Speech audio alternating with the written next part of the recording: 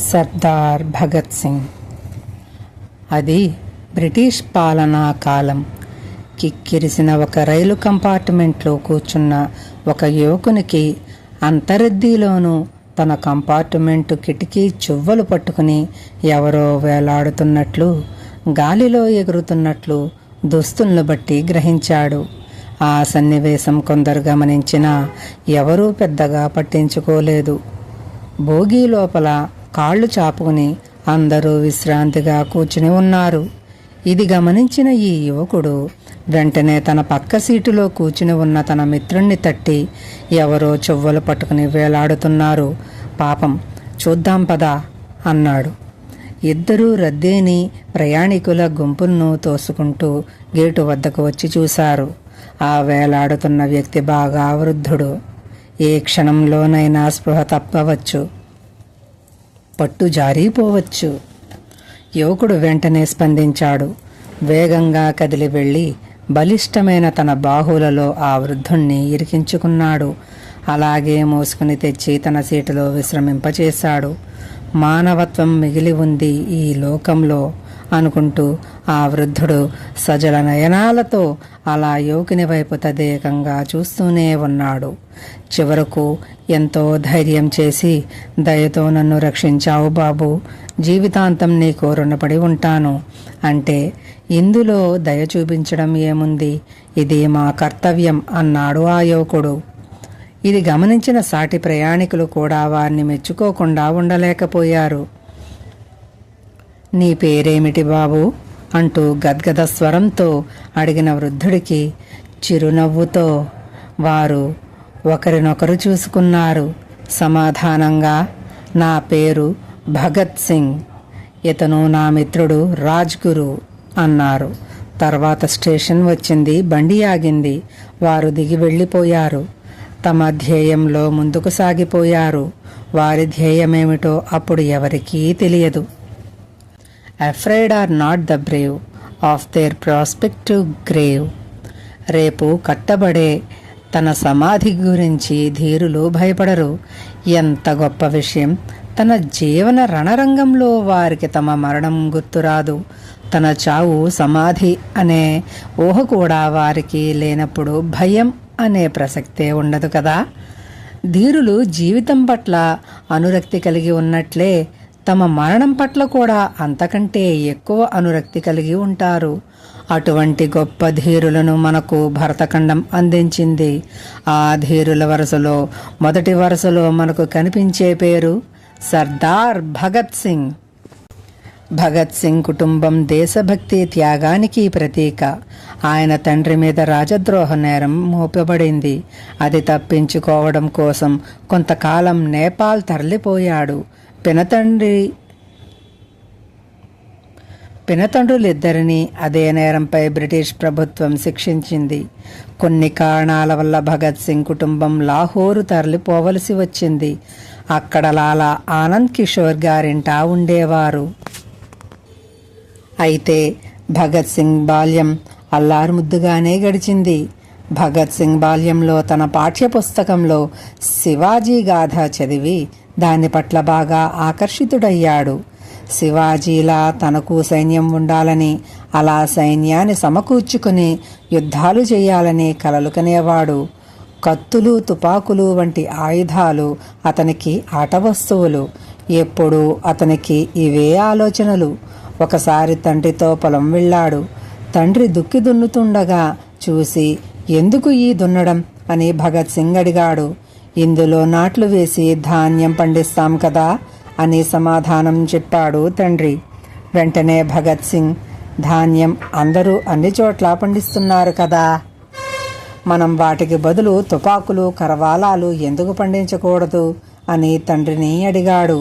ఆయుధాలు గురించి పసితనంలోనే భగత్ సింగ్ ఆలోచనలో ఒక భాగం అయిపోయాయి. ఒకసారి లాహోరులో తాము బస చేసిన ఆనంద్ కిషోర్ గారింట ఉండగా లాలాజీ భగత్ సింగ్ను ముద్దుగా ఒడిలో కూర్చోబెట్టుకుని, నువ్వు ఏం చేస్తుంటావు అని అడిగారు.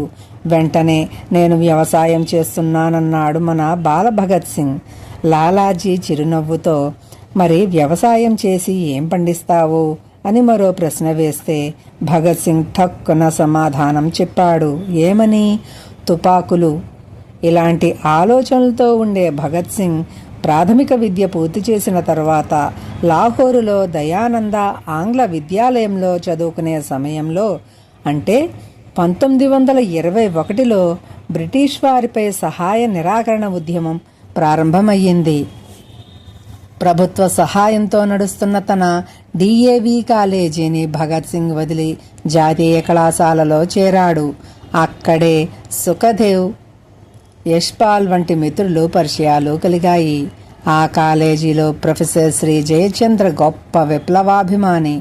ఆయన పరిచయంతో యువతలో విప్లవ భావాలు, దేశభక్తి, ఆంగ్లేయుల పట్ల విద్వేషం, ఏదైనా చేయాలనే ఒక బలమైన తపన అనే భావాలకు బీజాలు పడ్డాయి. FA పరీక్ష పాసు కాగానే భగత్ సింగ్ తల్లిదండ్రులు అతని పెళ్లి చేయాలనే నిర్ణయం తీసుకున్నారు. పెళ్లికి సుతరాము అంగీకరించని అతని విప్లవ మనస్తత్వం ముందుగా ఇక్కడ ఎదురు తిరిగింది. ఎంతకు పెద్దలు అంగీకరించకపోవడంతో తల్లిదండ్రులను, తన వారిని, తన ఊరిని, పై చదువులను అన్నింటినీ వదిలి భగత్ సింగ్ ఎవ్వరికీ చెప్పకుండా ఢిల్లీ వెళ్ళిపోయాడు. అక్కడ బతుకు తెరువుకై అర్జున్ అనే దినపత్రికకు విలేఖరిగా పనిచేయడం ప్రారంభించాడు. ఆ తరువాత అనుభవంతో కాన్పూర్ వెళ్లి ప్రతాప్ అనే పత్రికకు సహాయ సంపాదకుడిగా చేరాడు. అక్కడ మంచి రచయితగా, చక్కటి జర్నలిస్టుగా అందరి మన్ననలు పొందాడు. కొందరు పాఠకులు భగత్ సింగ్ను అభినందిస్తూ బలవంత్ సింగ్ అంటూ చమత్కరించేవారు. ఆ సమయంలో తన తల్లికి బాగా అనారోగ్యం అన్న విషయం తెలిసి భగత్ సింగ్ తిరిగి ఇంటికి వచ్చి చేరాడు. 1926లో ఇంటికి చేరిన తరువాత కూడా భగత్ సింగ్ విప్లవ ఉద్యమ కార్యకలాపాలలో చురుకుగా తిరిగేవాడు.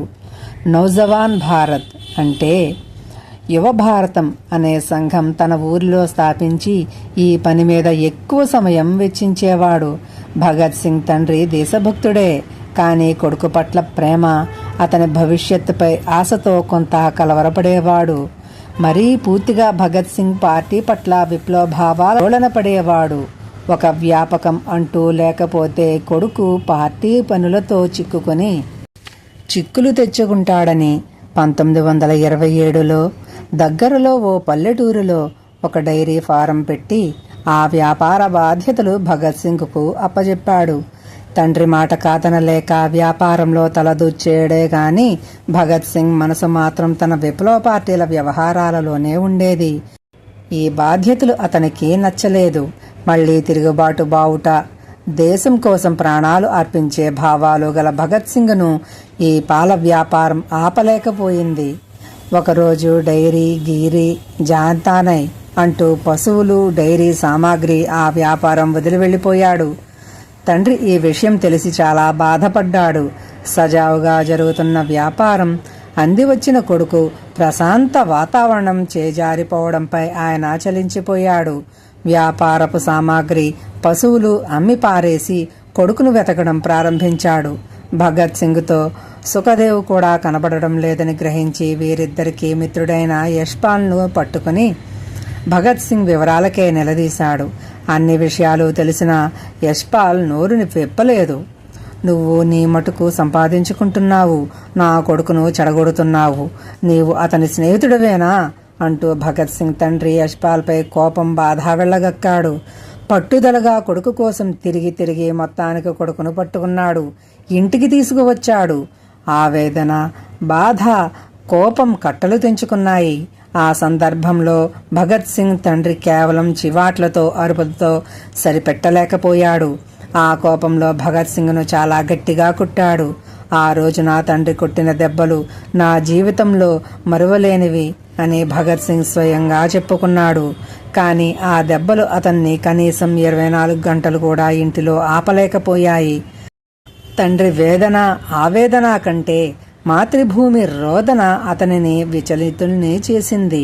మరునాడే తండ్రి కంటపడకుండా ఇంటి నుండి మరలా పారిపోయాడు. పాపం, తండ్రిని సహాయంగా ఉండిపోయాడు. కథ ఇంకా ఉంది.